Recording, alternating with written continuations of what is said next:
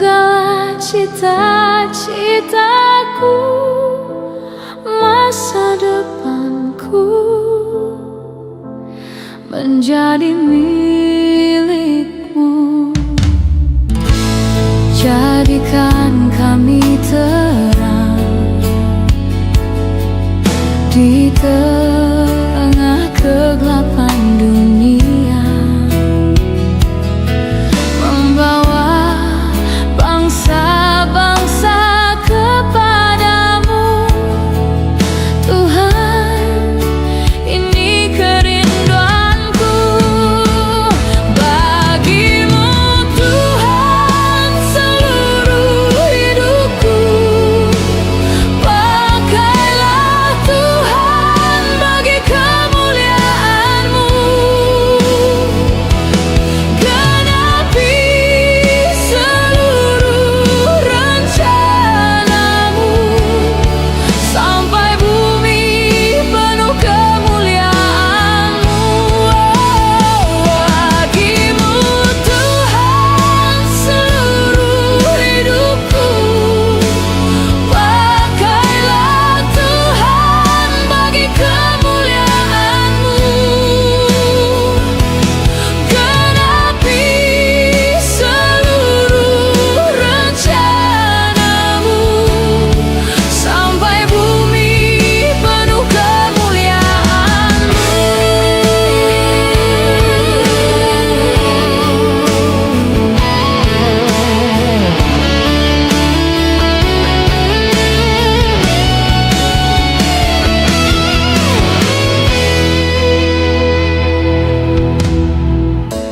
Jadikan kami terang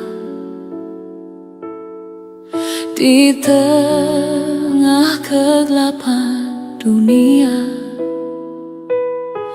membawa bangsa-bangsa kepadamu.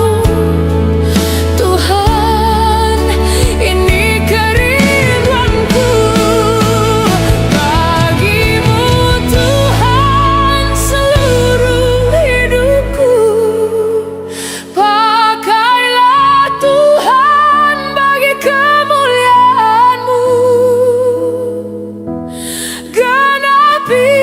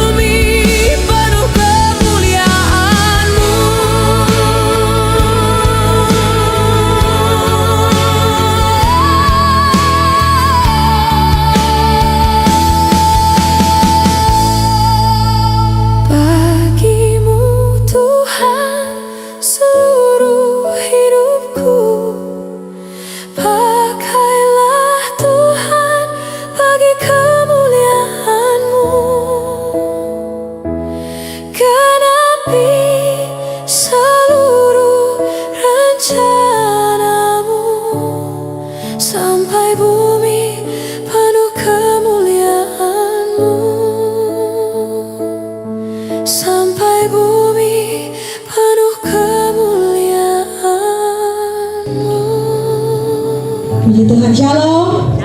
Kurang semangat. Shalom. Apa kabar? Luar biasa. Puji Tuhan. Mari kita berikan kemuliaan yang meriah dong bagi yang kita. Haleluya. Saya melihat wajah-wajah yang diberkati Tuhan pagi hari ini.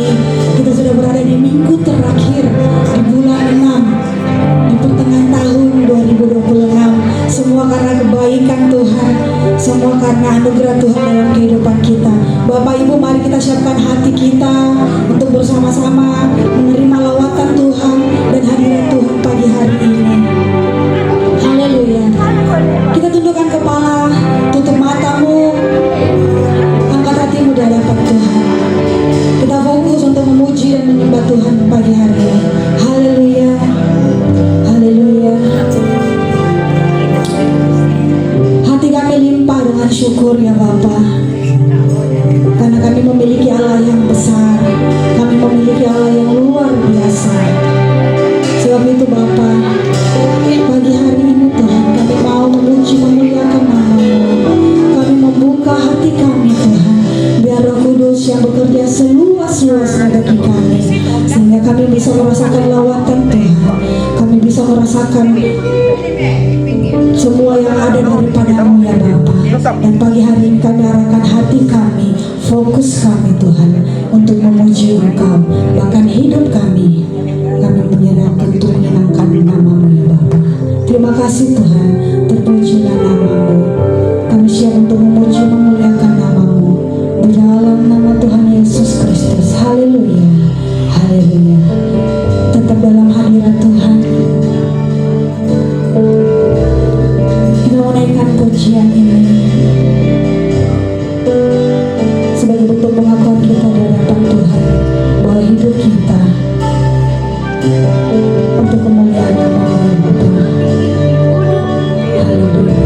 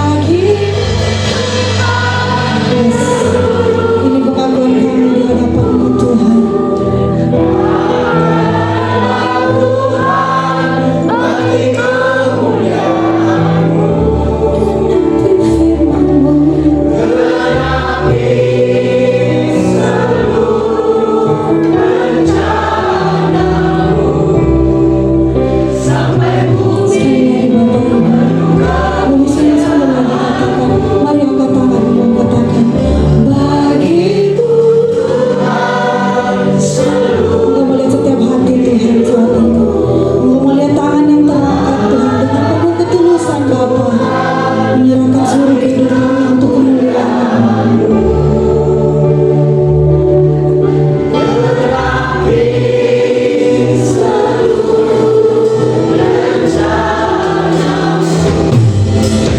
Sampai batu kemuliaan.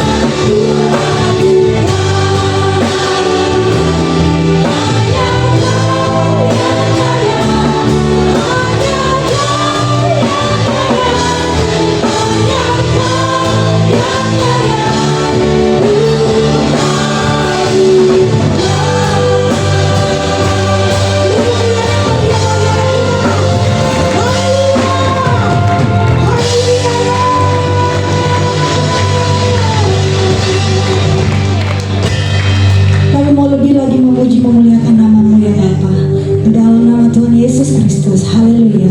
Amin. Puji Tuhan. Semangat untuk memuji Tuhan. Kasih tos samping kiri kanan dulu dong. Ayo. Haleluya. Haleluya. Udah mau menari bagi Tuhan? Amin. Siap menari bagi Tuhan? Haleluya. Haleluya.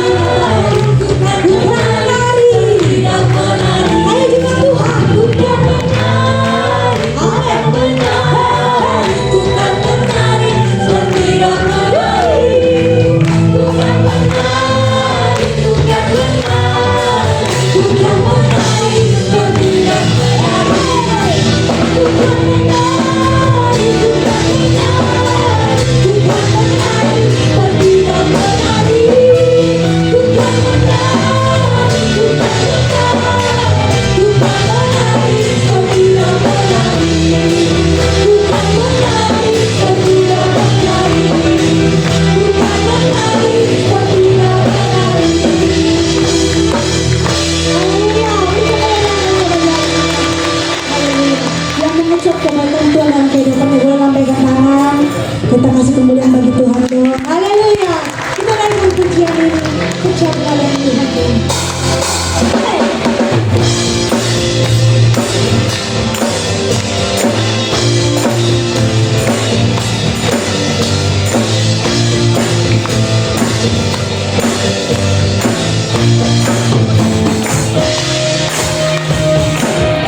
Ucaplah dan lihatlah betapa baiknya Tuhan. Rasakan dan nikmati hadiratnya Tuhan. Sekali lagi rasakan. Ucaplah dan lihatlah betapa baiknya Tuhan. Rasakan dan nikmati kasih setia Tuhan, kasih setia Tuhan. Syukur bagi Tuhan,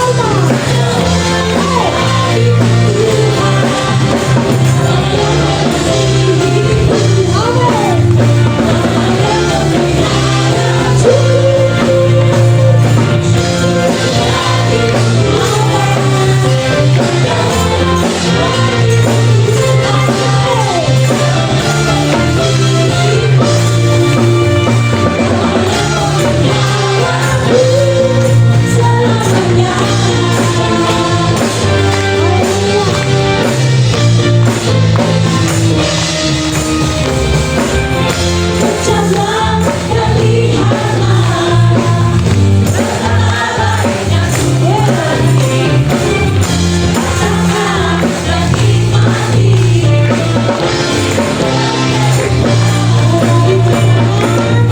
ucaplah dan lihatlah betapa baiknya Tuhan. Rasakan dan nikmati kasih setia Tuhan, kasih setia Tuhan.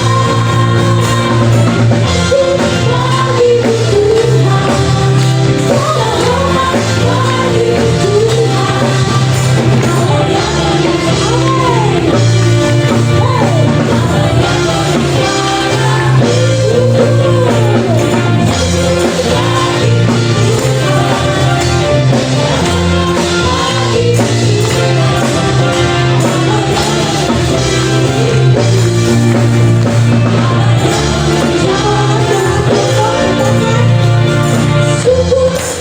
bagi Amin.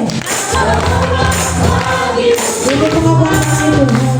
Allah yang mengasihi hidupku, Allah yang Sekali lagi jemaat Tuhan katakan. syukur bagi Tuhan, Amin. hormat bagi Tuhan, Allah yang mengasihi hidupku.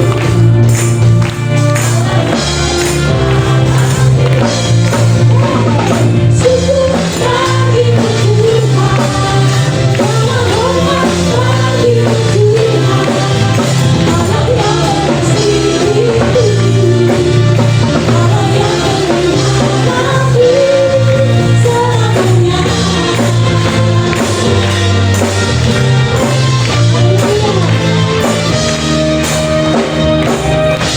Puji Tuhan. Silakan duduk dulu Bapak Ibu. Haleluya. Kita masih mau memuji Tuhan. Amin. Allah kita Allah yang dahsyat. Amin. Amin. Kita naikkan pujian ini. Haleluya.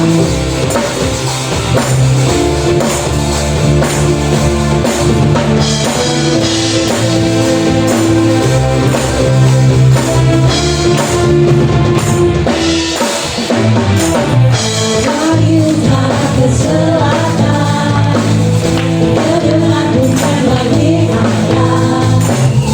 Dari barat sampai ke timur,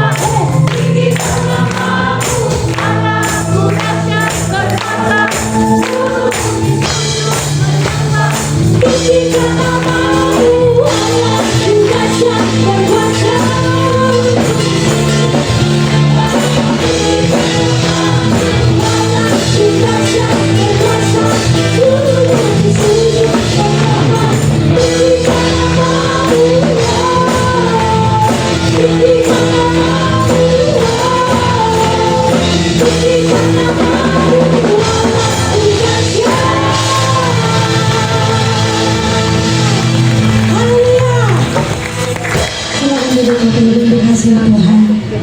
Puji Tuhan. Haleluya. Mari kita siapkan hati kita untuk mendengarkan kebenaran firman Tuhan. Haleluya.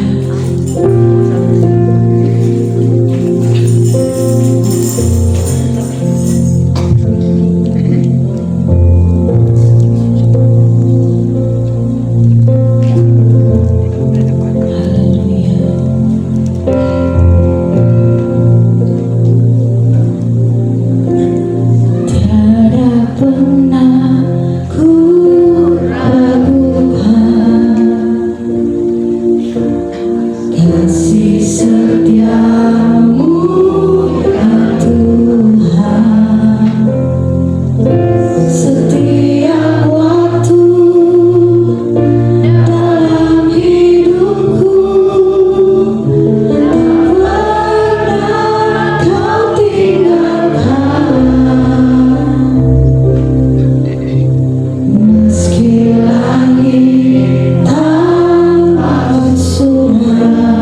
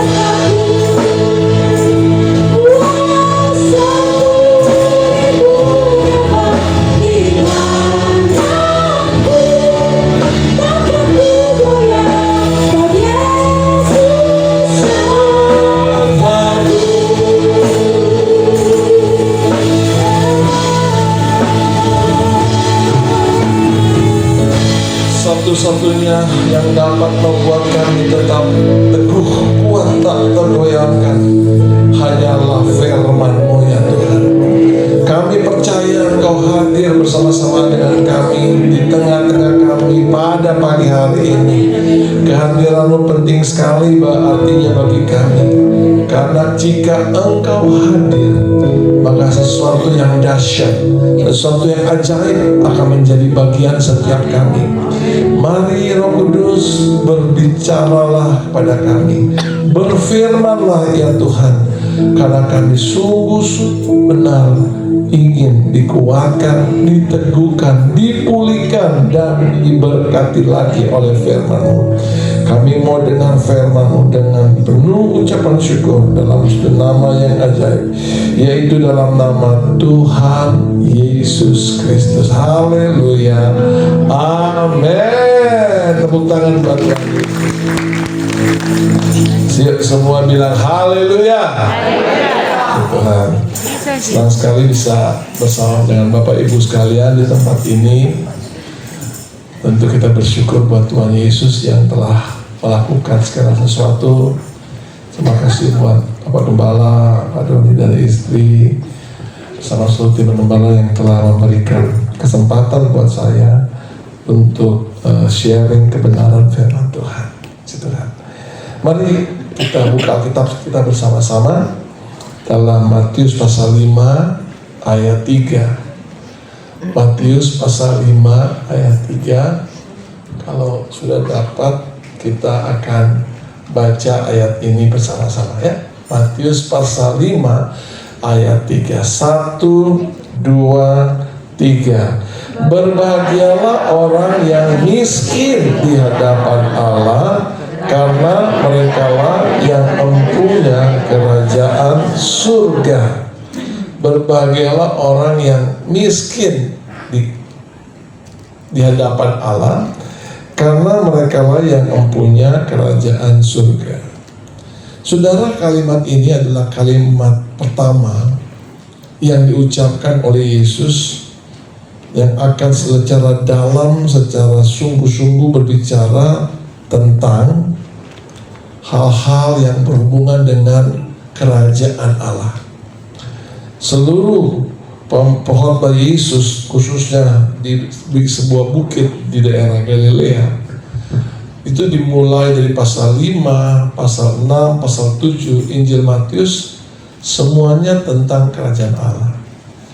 Dan sebelum Yesus memulai panjang lebar tentang kerajaan Allah, dia memulai satu kalimat yang menurut saya menjadi pembuka, justru menjadi kunci supaya kita bisa menikmati kerajaan Allah secara utuh.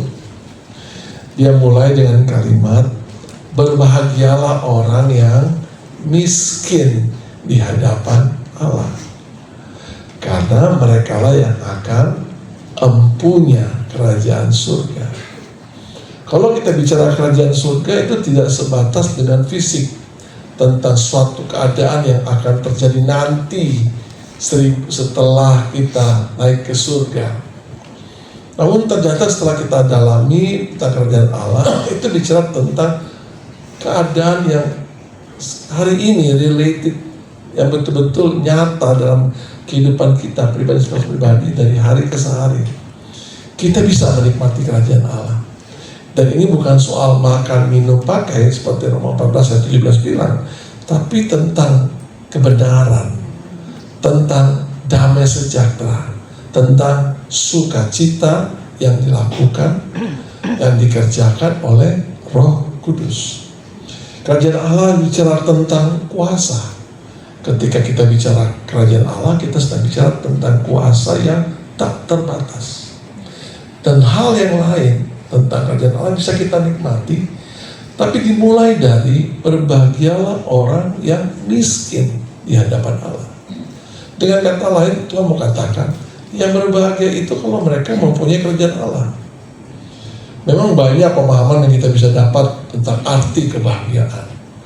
Abraham Lincoln berkata, happiness it is made of, dibuat dari keputusan kita, dibuat dari apa yang kita ingin putuskan. Itulah kebahagiaan. Dan banyak sekali sebenarnya saudara bisa temukan arti kebahagiaan. Tapi ternyata secara sederhana Tuhan bilang, kalau saudara ingin menikmati the real happiness, benar-benar kebahagiaan, the real blessing, benar-benar berkat, adalah memiliki kerajaan Allah. Nah sekarang Tuhan memberitahukan untuk bisa memiliki kerajaan Allah, kita harus miskin di hadapan Allah. Semua bilang miskin. Kayak lemes ya. Miskin. Miskin bilang. Memang kalau miskin kurang enak disebutin ya. Kalau kaya, wah biasa banget ya. Kalau miskin, aduh miskin lagi gitu. Tapi ini fakta saudara, bahwa Tuhan ingin kita miskin di hadapan Allah. Penting sekali kita memahami terlebih dulu kata miskin ini. Sebab barulah kita tahu bahwa rupanya itu menjadi rahasia kunci kalau kita bisa miskin di hadapan Allah. Miskin itu kan tergantung dari cara kita memandang tentang sesuatu. Benar ya saudara? Dan kita selalu berusaha mengejar yang besar lah, itu realita lah. Ya. Siapa ada di sini yang berdoa, Tuhan, mudah-mudahan saya jatuh miskin, jatuh susah ya? Enggak ada ya. Tuhan mudah-mudahan saya hilang uang saya. Adalah kita berdoa pasti ingin mendapatkan sesuatu yang lebih, gitu kan? Namun ternyata Tuhan bilang miskin di hadapan Allah itu sebenarnya soal sudut pandang. Ya. Di sini kan saya lihat dekat dengan Transmall ya. Ya, di situ saya tahu ada iBox, itu toko iPhone. Kalau seandainya nanti saudara ada ada promo sehingga sebentar jam 12 ada promo satu iPhone 17, iPhone 17 Pro Max, iPhone 17 Pro Max ya, biasanya harganya di atas 25 gitu ya. Tiba-tiba saudara, promosi hanya 200.000.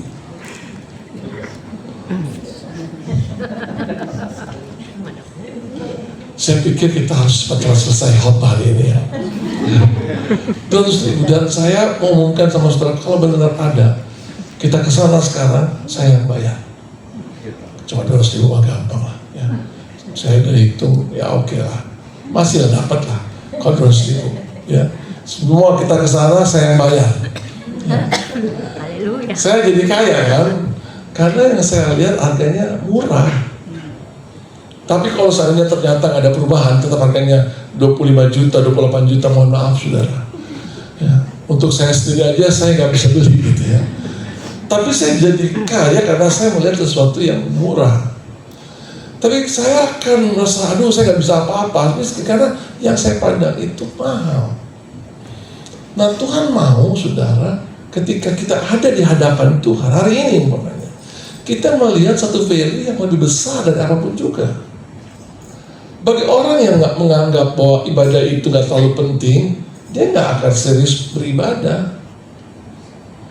Tapi orang yang melihat bahwa nilai dari ibadah itu besar, saya yakin saudara nggak mau absen sekalipun beribadah. Karena saudara melihat sesuatu yang besar. Itu yang pernah dilakukan oleh Musa dalam Ibrani 11 ayat 25 tidak salah. Itu kalau kita baca sebentar ya, Ibrani 11 ayat 25 ya, Ibrani 11 nah ini ya.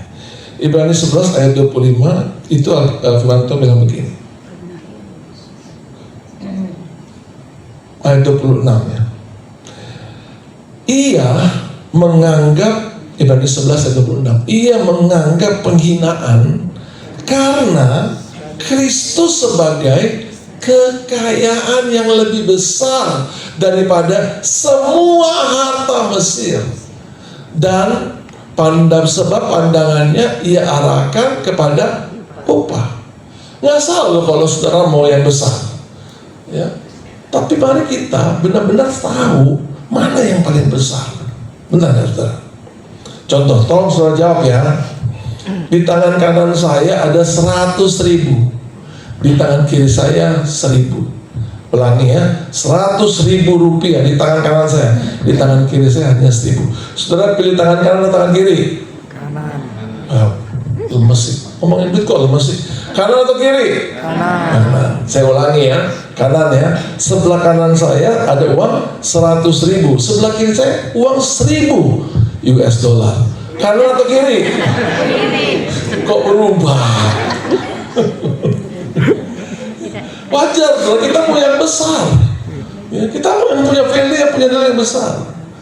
Jadi kalau kita mau yang besar, kita harus tak menempatkan diri sebagai orang yang butuh, miskin di hadapan Allah. Itu maksud saya waktu firman Allah ini. Jadi kita kalau melihat sesuatu besar, kita akan kejar. Ya, tadi saudara bilang tangan kanan kiri. Terakhir, Kanan. saya ulangi ya, tangan kanan 100.000 rupiah, tangan kiri ya 100 US dollar. Tapi di bawah 100 ada kunci Zenith Innova. Tangan kanan saya, mau kanan kiri. Saudara, kita harus cari tahu mana yang paling besar.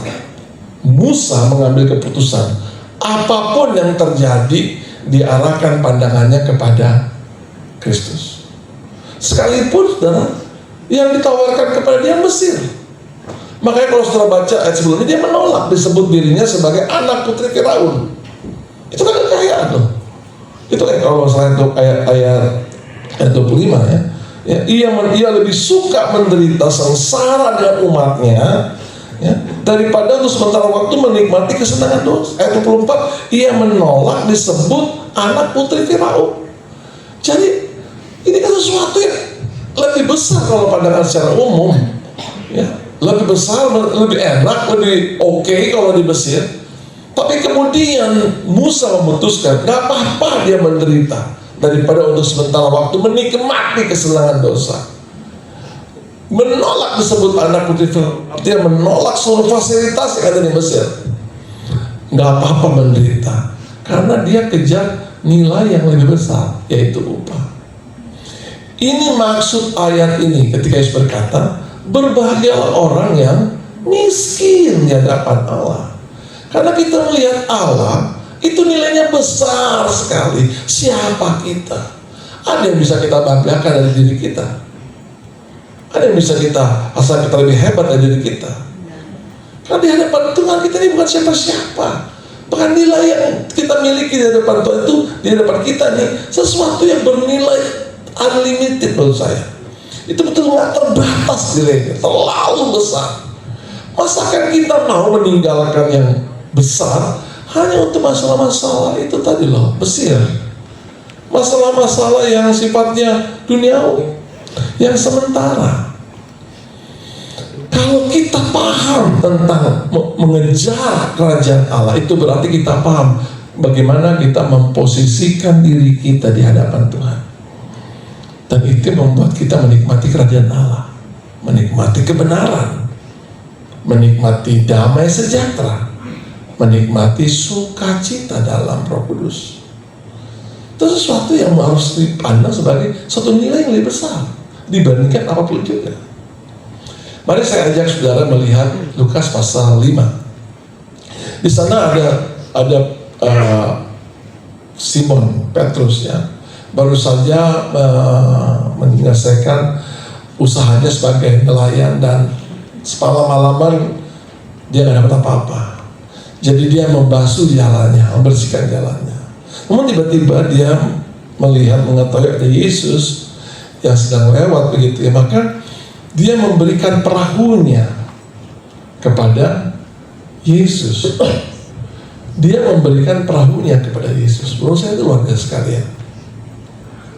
Sampai situ masih oke sih menurut saya ya. Tapi kemudian setelah Yesus selesai memakai berkhotbah, Yesus berkata kepada Simon, yang kemudian namanya diganti menjadi Petrus, Simon, tolakkan sedikit perahumu ke dalam, ke tempat dalam, dan tebarkanlah jalamu. Begitu kan? Lukas pasal 5 itu. Waktu Simon mendengar Yesus menyuruh dia bertolak ke tempat yang dalam masih oke, tapi waktu Yesus menyuruh dia tebarkanlah jalamu, wah itu menjadi sesuatu yang trigger lah bagi Simon. Sehingga kemudian di ayatnya yang kelima, Simon mengucap gini, guru, itu kata guru, kata Lukas pasal 5 ayat 5 ya, kata guru itu seperti ya, seperti dia kan bukan nelayan, dia ini anak tukang kayu, seperti mengecilkan Yesus itu. Semalam-malaman, nah ini dia menyampaikan fakta tentang cara menangkap ikan gitu ya. Sepanjang malam kami bekerja keras, nggak tidur-tiduran. Kami kerja keras sepanjang malam, dia lempar jala ke kanan, lempar jala ke kiri, lempar jala ke depan, lempar jala ke belakang. Pokoknya semalaman nggak berhenti, tarik, lempar, semalam-malaman, sepanjang malam. Kami bekerja keras dan kami get nothing, dan kami nggak dapat apa-apa. Itu fakta, itu logika yang dipikirkan yang ada di pikiran oleh Simon. Namun kemudian ini menarik saudara, Simon mengubah cara berpikirnya dari cara guru, begitu kan? Siapa loh gitu ya? Kalau saudara ingin menikmati keajaiban Tuhan, menjadi miskin di hadapan Allah, yang pertama kali saudara lakukan adalah rubah sikap hati saudara. Karena kemudian semua berkata, tapi karena engkau menyuruhnya, dia harus rubah dulu. Ya, karena engkau menyuruhnya, dia harus rubah dulu. Sikap hati yang rendah itu dibutuhkan oleh Tuhan. Saya diizinkan Tuhan belajar ya,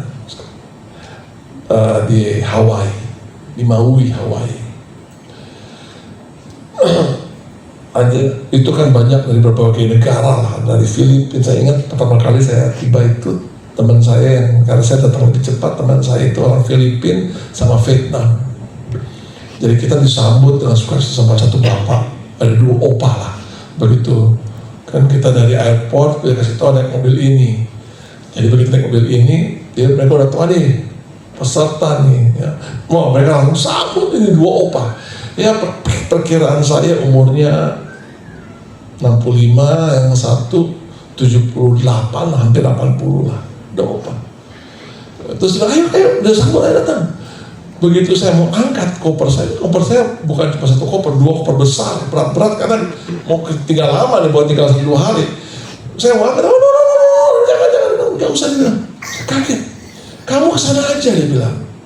Ya, you go there, kamu kesana aja, kamu daftar aja di sana, ada yang nunggu di sana.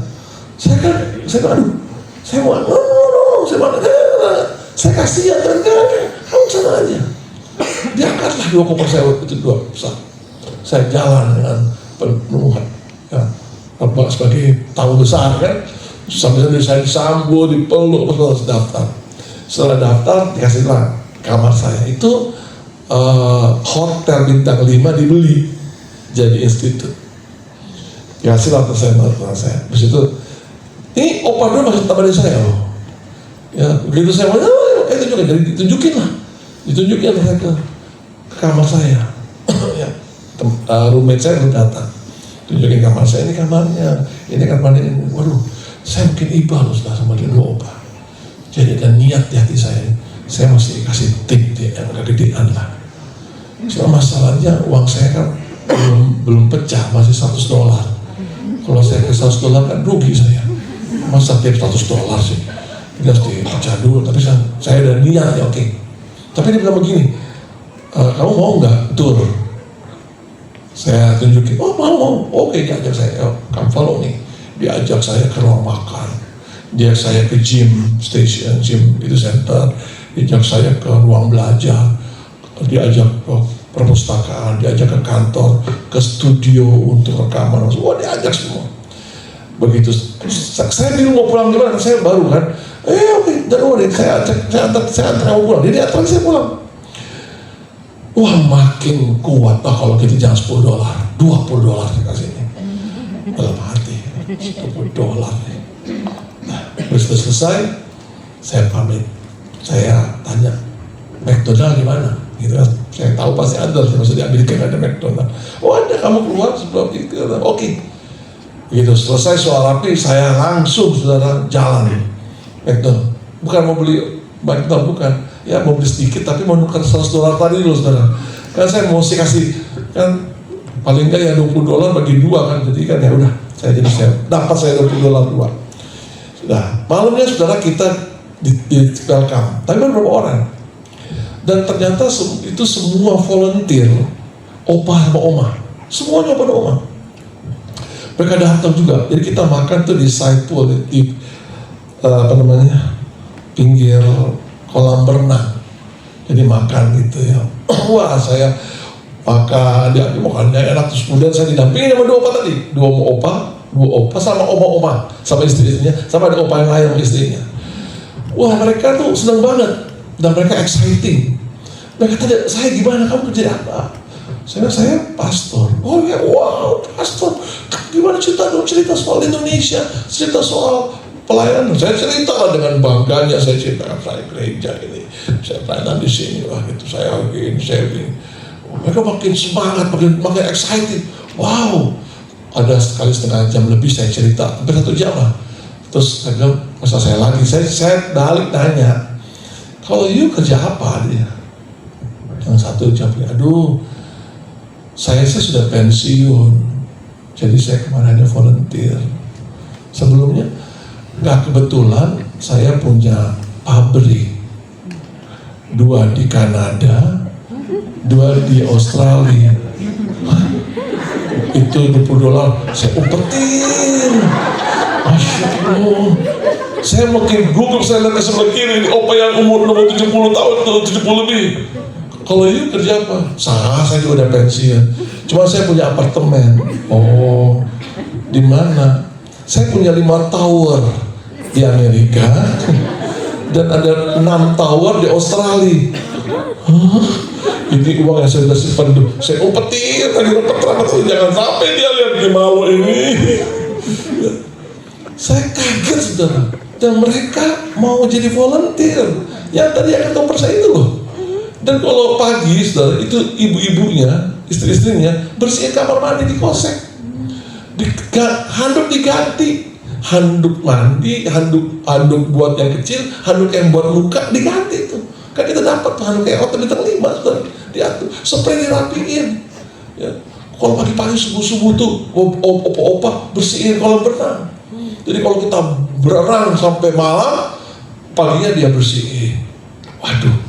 Saya ingat itu yang 2 apartemen di Amerika sama di Kanada, 5 tower, bukan apartemen, tower saudara. Saya nggak itu bagi saya saudara, cita mereka itu sudah menjadi pelajaran yang paling berharga buat saya.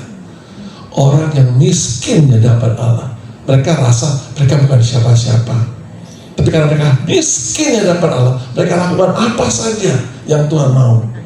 Bagi saya, mereka adalah orang-orang yang paling bahagia, baik dalam kebenaran, baik dalam damai sejahtera maupun dalam sukacita. Mulailah dengan merubah hati saudara, hidup saudara, pola pikir saudara, itu penting. Karena kalau saudara nggak rubah itu, sulit saudara menikmati kerajaan Allah. Itu yang dilakukan oleh Simon. Simon bilang, tetapi karena engkau yang menyuruhnya, aku akan melemparkan jala juga. Dan Petrus merubah pola pikirnya. Dia tahu dia harus rendah. Sekarang dia tahu yang lagi ngomong sama orang yang di hadapan dia ini, seseorang yang punya value tertinggi. Dan satu kalimat yang meluncur dari mulutnya, tebarkanlah jalamu. Dia yakin ini bukan sekedar kalimat biasa. Maka kemudian dia lemparkan jalannya. Dan waktu dia lemparkan jalannya, kaget dia saudara. Semalam-malaman gak ada ikan. Susah dia minta ampun. Ini masa paceklik, gak mungkin ada ikan. Tapi tiba-tiba saudara, pada saat dia tebarkan jalannya, itu ikan-ikan saudara, kayak ngumpul arisan masuk ke dalam jalannya Petrus. Biasanya ikan lihat jalan kabur, tapi kali ini ikan adalah perebutan masuk. Sampai jalannya Simon koyak, saudara. Terlalu banyak ikan yang masuk. Ini jadi ikannya nggak ada sopannya sama sekali. Masuk semua. Waktu dia tarik, koyak robek. Saking terlalu banyaknya ikan, dia panggil teman-temannya. Ini terlalu banyak berkat Tuhan, terlalu melimpah yang pertolongan Tuhan, mujizat yang terlalu ajaib. Bantu angkat, bantu nikmati bersama-sama. Sekarang Simon tahu ini orang adalah raja atas kerajaan Allah. Setelah itu kan saudara tahu ceritanya, dia jatuh tersungkur, dia lepaskan semuanya karena dia tahu sekarang ada satu pribadi yang jauh-jauh lebih mahal, lebih bernilai, yaitu Yesus Kristus. Amin. Tepuk tangan itu. Saya harus tahu ya, mas pergumulan saudara apa. Tapi mari kita mulai merubah pola pikir kita. Untuk bisa menikmati kerajaan Allah, mulailah dengan merubah pola pikir. Karena ketika saudara merubah pola pikir, saudara sudah mulai masuk ke mujizat Tuhan yang ajaib. Yang kedua, saudara, saya ingin ambil contoh seorang perempuan sekarang di Sunem. Dia nggak punya apa-apa, maksudnya nggak punya anak, saudara, nggak punya anak. Tapi dia kaya banget. Ya. Di 2 Raja-Raja pasal 4 itu kalau saudara lihat ya. Dan setiap kali, nah ini dia nih, setiap kali Nabi Elisa lewat, setiap kali dia langsung buat masakan yang enak. Dia mesti pastikan Elisa itu kalau dia lewat dia mesti makan. Ya. Maka setiap kali Elisa lewat, wah Elisa langsung, ayo Pak Eli langsung, dan harus makan. Ya. Wah itu apa namanya, anugerah bagi Elisa tentu ya. Di saat ada yang sulit, ada orang yang kasih karunia lah, bisa ayo makan. Ya. Dulu waktu saya praktek, saudara, kita begitu lihat di pastori makanannya kurangnya, pura-pura makan aja, yang penting makan dikit kan.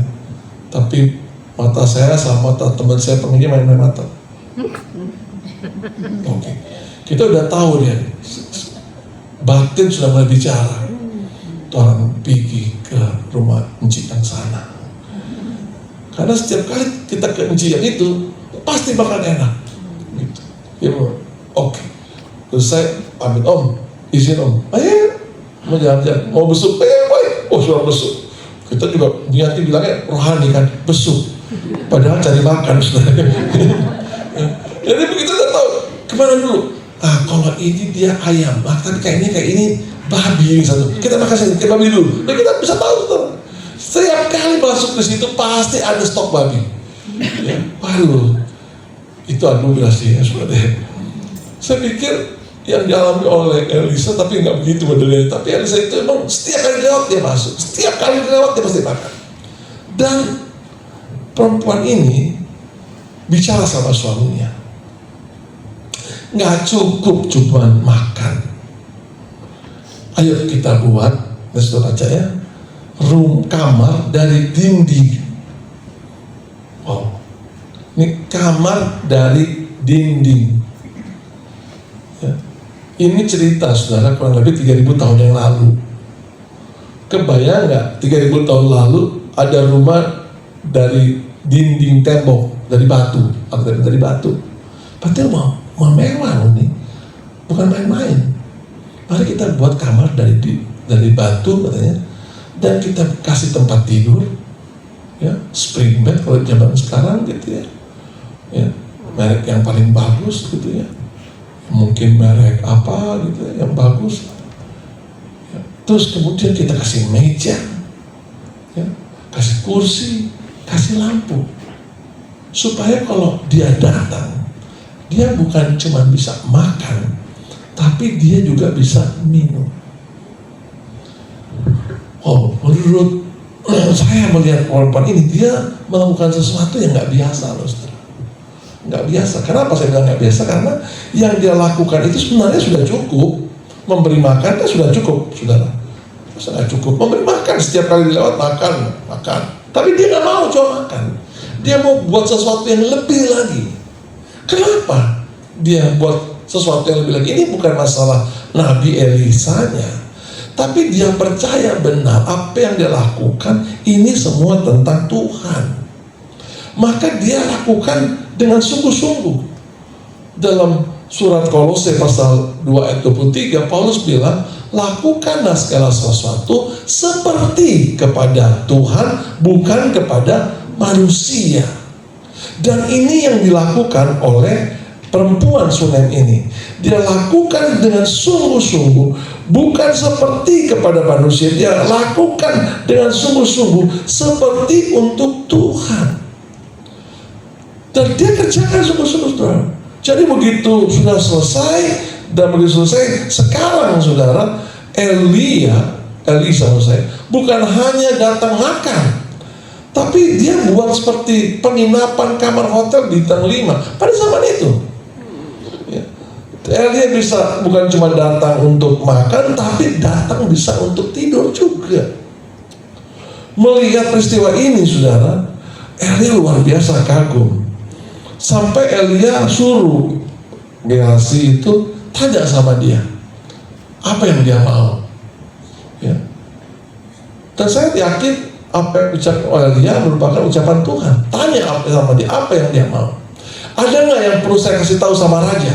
Karena raja takut sekali sama Elisa. Ada nggak saya kasih tahu sama Panglima? Karena Panglima juga sungkan sama Elisa. Mungkin kan bisa ada bisnis alusita, gitu ya, bisnis proyek MKG, ya mungkin MBG, gitu ya. Siapa tahu kalau siapa sudah MBG kan oke lah ini. Atau proses buat airport, gedung pemerintahan, kasih tahu. Kamu mau apa? Kata Elisa. Apa jawab perempuan ini? Perempuan ini, aduh, saya ini hanya orang kecil. Bayangin, saudara, dia bisa buat kamar buat Elisa, dan dia merasa dia bukan siapa-siapa. Sehebat apapun yang sudah dikerjakan oleh perempuan sudah ini, dia merasa saya bukan siapa-siapa, I'm nothing. Dan menambah kekaguman kepada Elisa. Terus saya orang kecil, saya pokoknya bisa melayani, saya udah cukup. Itu sebenarnya nilai arti sesungguhnya melayani, saudara. Kita melayani Tuhan bukan karena kita mau dapat uang. Kita melayani Tuhan supaya Tuhan berkati kita. Bukan. Kita melayani Tuhan karena memang kita mengasihi Tuhan. Kita melayani Tuhan karena kita bukan siapa-siapa. Kita tahu yang kita layani satu pribadi yang hebat, yang besar. Dia kan nonton apa? Ya. Cuman kemudian Gehazi informasikan ke Elisa. Ya. Dia sebenarnya nggak punya anak. Suaminya sudah tua. Dan ini jawab Elisa yang disampaikan kepada Gehazi. Elisa bilang begini, kalau saya baca dalam Message Bible ya, you have gone far beyond the call of duty. Kamu telah melampaui panggilannya kamu. Melewati yang seharusnya kamu lakukan. Kamu harusnya cukup untuk kasih makan, tapi kamu gak cukup, melampaui beyond far of call of duty. Maka kemudian dari situ Elisa bilang, tahun depan kamu akan punya anak. Dan benar, saudara, tahun berikutnya dia punya anak. Padahal kita tahu kan dia gak punya anak, suaminya sudah tua. Ini membuktikan bahwa benar orang yang miskin di hadapan Allah pasti menikmati kekayaan surga. Katakan amin. Kalau saudara ingin menikmati mujizat, kekayaan, lakukan apa yang Tuhan mau. Bahkan lakukan lebih lagi apa yang Tuhan mau. Dan saudara akan menikmati keajaiban Tuhan. Itu yang dialami oleh perempuan Sunem ini. Bahkan saudara tahu ceritanya kan, anaknya mati kan. Tapi karena ini jatahnya Tuhan yang memang sudah siapkan buat perempuan ini, kematian sekalipun gak bisa menghalangi berkatnya. Anak itu hidup kembali. Saya mau jelaskan kepada saudara bahwa kalau kita miskin di hadapan Allah, rendah hati, hati, pola pikir kita berubah, dan kita melakukan sesuatu yang melampaui dengan apa yang Tuhan mau, sungguh-sungguh melakukan kebenaran firman, maka hasilnya saudara itu dahsyat dan luar biasa. Tepuk tangan buat Tuhan Yesus. Saya ini menikah saudara umur 30 lebih, 30 plus lah ya. Saudara jangan tanya plusnya berapa, pokoknya lebih lah ya. Teman-teman usia pendeta-pendeta yang senior pernah saya tidak, aduh mengenai umur ini, so umur kadaluarsa, so 30 lebih sudah. Tapi ya apa boleh buat lah. Akhirnya saya dapat lah wanita yang sekarang jadi istri saya di usia 33. Jadi saudara, waktu saya menikah, saya punya komitmen di diri sendiri, saya harus punya anak. Udah 33 kan saudara, masa menunggu berapa lagi ya. Jadi maaf ya saudara, setiap hari saya berjuang supaya punya anak gitu. Ya. Tahun pertama nggak muncul ya, 1,5 tahun kemudian nggak muncul juga, tahun kedua nggak muncul juga, saya makin deg-degan, gawat. Jadi akhirnya saya bilang sama istri saya orang Chinese ya, Chinese Ambon lah, namanya Inge, kita periksa dokter lah, kita periksa, cek salahnya di mana, situ atau sini, gitu. Istri ayah boleh, maka ceklah. Saya sama istri saya, kita datang ke dokter, kebetulan mamanya gereja. Pak pendeta, mari Pak pendeta, dokternya wanita, dokter spesialis ada. Ya kita periksa ya, Pak pendeta ikut yuk, periksa USG. Nah ini nih Pak, kenapa dok? Ini jalur rahim, jalur dari rahim ibu ya sampai ke ini itu dia pakai bahasa Latin, saya nggak ngerti lah. Maksudnya apa dok? Itu unik Pak. Oh, jadi nggak bisa tembus spermanya bapak sampai ke janin. Oh gitu, iya. Nah, selesai tuh. Jadi gimana ya dok? Secara medis nggak bisa punya anak Pak. Perbandingannya yang mungkin 1,000 banding 1 lah. Sebenarnya itu dia mau bilang kelainan sebenarnya. Ya. Cuma karena pendeta kan bisa halus. Enggak, unik gitu. Oh, gak ada cara lain dong. Ya, cara lain sih sulit sih. Paham? Tiba-tiba diomongin. Tapi kan Pak Pendeta selalu ngomong, apa dong? Bagi Tuhan tidak ada yang mustahil. Itu kan kemarin dokter itu rancak langsung. Ya, saya siap dok. Pulang keluar, saya ngomong lagi sama istri saya, enggak, kita cari dokter lain lah. Jangan-jangan dia salah diagnosa. Boleh, cari lagi, periksa dapat lah. Nah ini bagus nih menurut teman-teman. Ya, dokternya jago, oke.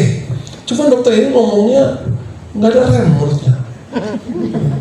Periksa, Pak saya. Ya, yuk. Nih, ini namanya dia sudah sama persis. Saya tanya, apa tuh Pak? Kelainan. Duduk. Jadi gimana dok? Bisa punya anak nggak? Ya nggak bisa lah. Gak ada cara lain. Ada. Apa dok? Adopsi. Oh iya dok. Saya pamit. Sebenarnya saya nggak tahu buat apa loh saudara. Tapi saya belajar saudara. Apa sih yang Tuhan mau aja itu. Sampai kemudian saya ambil doa puasa, istri saya juga ambil doa puasa. Dalam doa saya, itu Tuhan bicara sama saya. Suruh istrimu pergi sekolah Alkitab. Oh, otak saya muter, saudara. Kan saya juga ngajar. Ya. Sekolah Alkitab Cianjur yang paling dekat, saya juga ngajar. Saya bilang, itu kalau sekolah, saudara, kalau yang sudah berkeluarga boleh pulang seminggu sekali. Jadi artinya ketemunya seminggu sekali. Di otak saya dia ketemu setiap hari aja nggak jadi. Apalagi ketemu seminggu sekali. Jadi saya pikir salah kali Tuhan ya. Tapi udahlah saya kan nurut aja. Saya Selesai doa, saya ke dapur, istri saya lagi masak gitu ya. Saya bilang, enggak, kenapa? Kamu mau nggak sekolah Alkitab?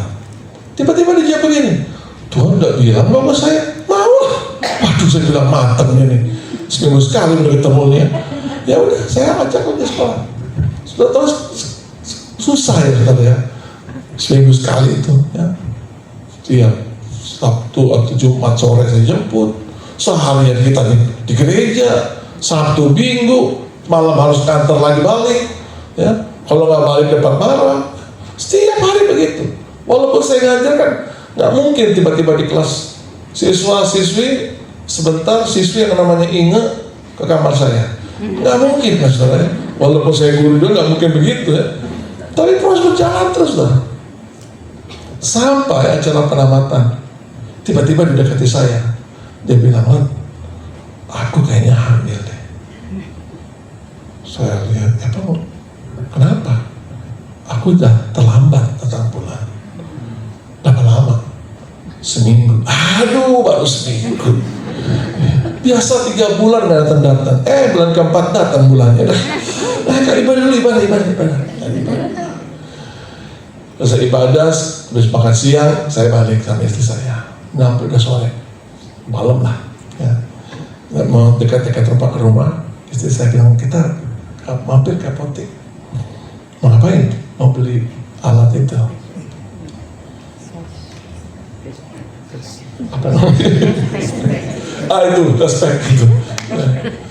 Bukan tespek, tespek. Poloper buat listrik. Itu tespek. Oke, nggak beli. Nah, selesai. Saya malam karena capek bolak-balik nyetir. Ya malam saya istirahat. Malam tidur Ustaz. Jam 3 pagi. Tiba-tiba dia bangun dari kamar mandi. Allah, dari kamar mandi dia bangunin saya. Kaget saya. Darah kenapa? Aku positif. Saya masih masih yang bilang kamu negatif siapa saya? Kamu tuh selalu positif gitu ya. Terus dia pukul kakak saya, gitu ya. Lihat nih, aku hamil. Wow, bagi Tuhan tidak ada yang mustahil. Seringkali Tuhan mau tunjukkan kepada saudara maunya itu apa. Mungkin saudara nggak mau punya anak lagi, mungkin. Ya. Tapi karena Tuhan tunjukkan begini loh. Tergantung kita. Mungkin Tuhan tunjukkan ampuni orang itu. Tuhan tunjukkan kembaliin milik Tuhan. Tuhan tunjukkan setia gereja. Tuhan tunjukkan mayo melayani Tuhan. Itu kan sesuatu yang Tuhan taruh di hati saudara. Kalau kita lakukan, kita akan lihat mujizat yang lebih besar. Amin. Dan puji Tuhan saudara, akhirnya anak saya lahir. Ya, sekarang anak saya 3.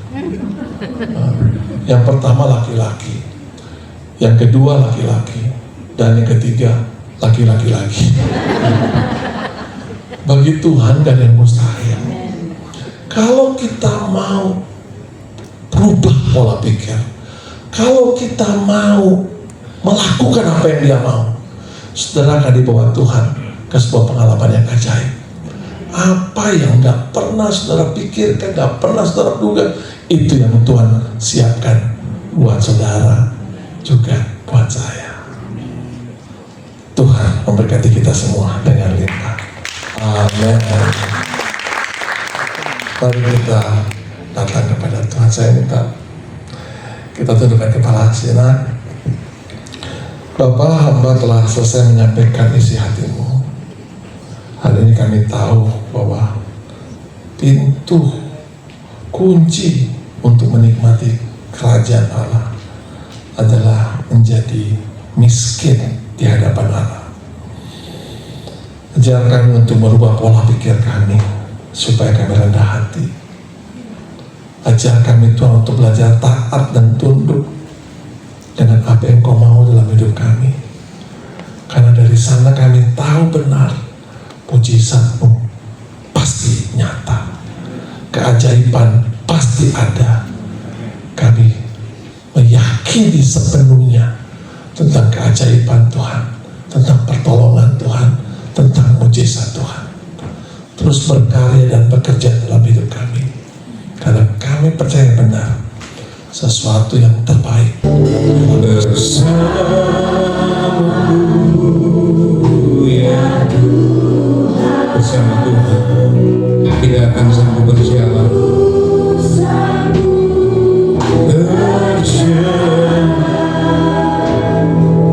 dengan sayapku ku kan terbang tinggi bersamamu.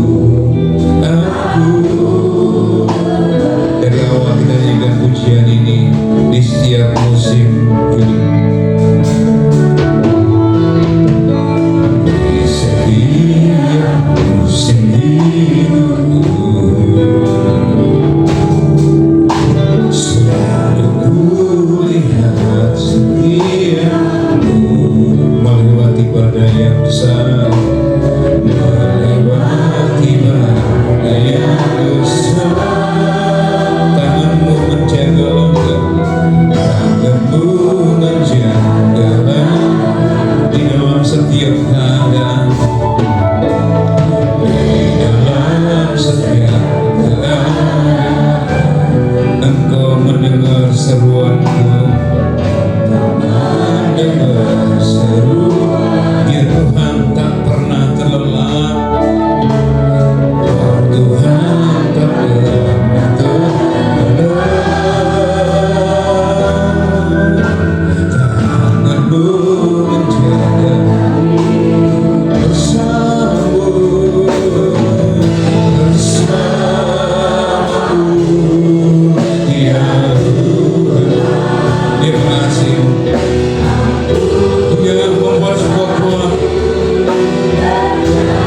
dengan sayapmu, dengan sayapmu Tuhan terbang tinggi bersama.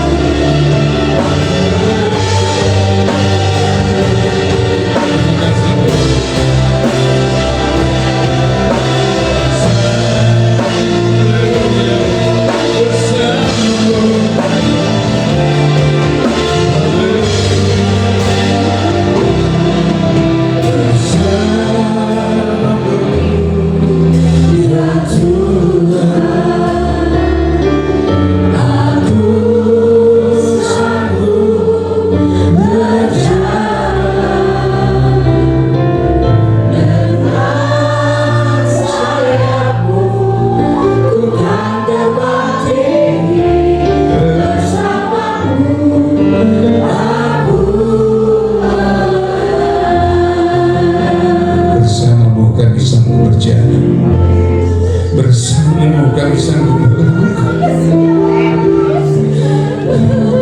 Tanpamu kami tidak mampu. Tanpamu kami tidak sanggup berjalan. Tapi hari ini kami dikuatkan dengan firman. Jangan takut dengan hari esok. Hari esok ada dalam tangan Tuhan. Jangan takut dengan masa depan keluargamu. Dia memegang dalam kehidupan. Mampukan kami Tuhan untuk menghadapi hari-hari yang penuh dengan masalah dan persoalan. Kami tahu dengan Tuhan kami menang. Dengan Tuhan kami bisa melewati semuanya. 2026 kami lewati bersama dengan Tuhan. Bahwa sesungguhnya Tuhan tidak pernah meninggalkan kami. Dan kami katakan kami lewati semuanya karena Tuhan ada bersama-sama dengan kami. Terima kasih buat firman pengurapan Tuhan, pengurapan yang dahsyat menyertai dia. Hikmat wahyu Engkau karuniakan buat hamba dimanapun Engkau mengutus dia. Ada hikmat, ada wahyu, ada pengurapan. Diberkati pelayanannya, diberkati istri anaknya, berkat melimpah atas hamba. Semua kami diberkati Tuhan. Kuduskan kami, layakkan kami. Kami akan menikmati tubuh dan darah dengan kekudusan, kelayakan daripada Tuhan. Dalam nama Bapa, Putra, dan Roh Kudus, kami berdoa. Haleluya. Amin. Silakan duduk, pelayan penyamun kudus. Sebelum kita makan tubuh dan darah, Tuhan dengarkanlah firman Tuhan. Maka kata Yesus kepada mereka, Aku berkata kepadamu, sesungguhnya jikalau kamu tidak makan daging anak manusia dan minum darahnya, kamu tidak mempunyai hidup di dalam dirimu. Barang siapa makan dagingku dan minum darahku, ia mempunyai hidup yang kekal, dan aku akan membangkitkan dia pada akhir zaman. Sebab daging adalah benar-benar makanan, dan darahku adalah benar-benar minuman. Makan, angkat roti di kanan tinggi-tinggi. Haleluya. Kemudian Yesus mengambil roti, memencah-mencahkannya, mengucap syukur sambil berkata, inilah tubuhku yang diserahkan bagi kamu. Perbuatlah menjadi peringatan akan daku seberapa banyak kali kamu memakannya. Bahwa dia menderita untuk keselamatan kita. Dia menderita supaya kita yang sakit jadi sembuh. Sama-sama katakan, inilah tubuh Kristus, tubuh perjanjian. Saya percaya jikalau saya makan dengan iman, apapun sakit saya sembuh. Saya percaya ada mujizat dalam tubuh Tuhan, ada kemenangan dalam tubuh Tuhan. Saya percaya saya pulang menjadi orang-orang yang menang, bahkan lebih dari pemenang. Inilah tubuh Kristus. Saya makan dengan iman dalam nama Tuhan Yesus Kristus.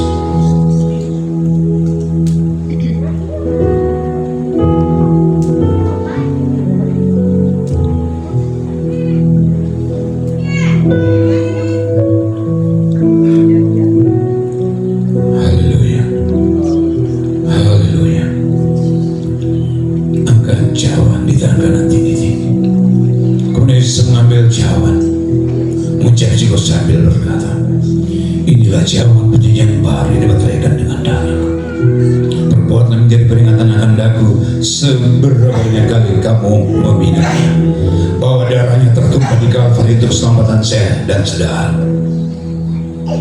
Sama-sama katakan, inilah darah Yesus, darah perjanjian, darah yang dahsyat dan berkuasa.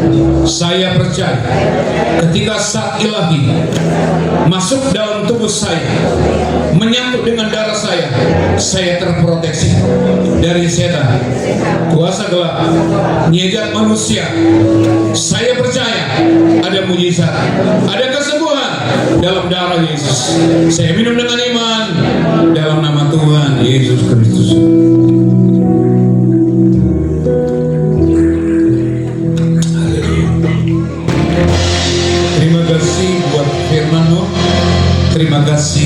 adalah tubuh dan darahmu, jadi kekuatan bagi kami dalam menghadapi hari-hari kami. Dalam nama Yesus kami berdoa, haleluya, amin. Tepuk tangan buat yang berkat, silakan Ibu. Saudara diberkati Tuhan, amin.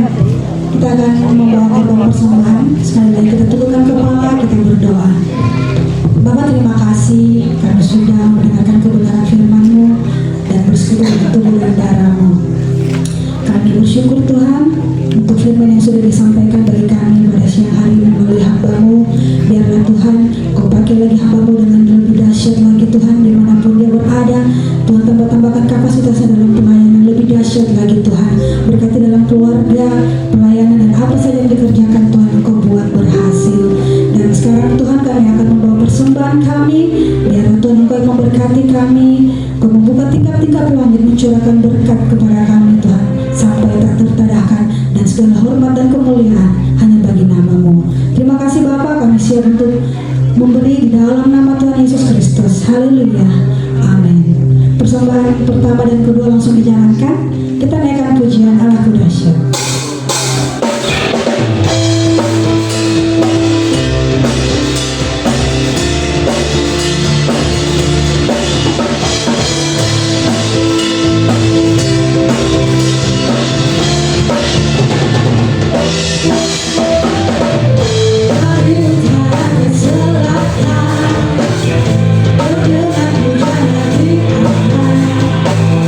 Mari para sampai bertemu.